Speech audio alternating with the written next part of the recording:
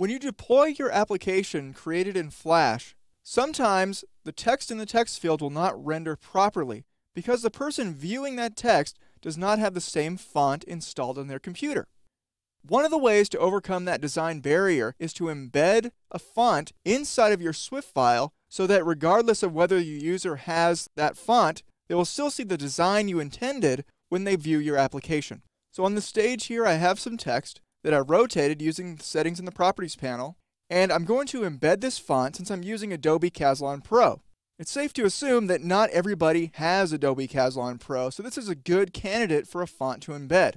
To embed the font, select it on the stage, and then click the Embed button in the Character section of the Properties panel.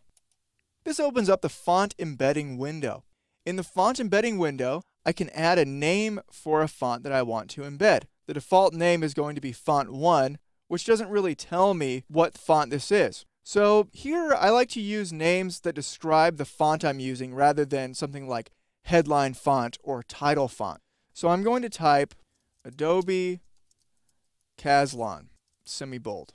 So I have named the text, and then in the character ranges section, I'm going to choose which glyphs I want to embed. Since my text is fairly simple and it's only going to be letters, I'm going to embed all uppercase and lowercase letters only.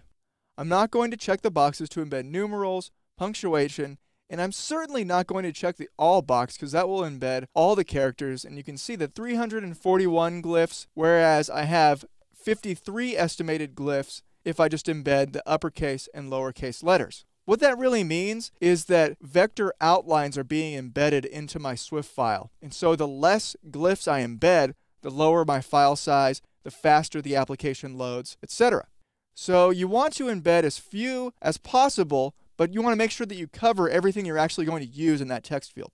So I've set all my embed settings, and then I'll just click OK to embed the font. Now when I publish this application, anybody that sees it will see the exact same font that I used when I created the application, whether or not they have that font installed on their system.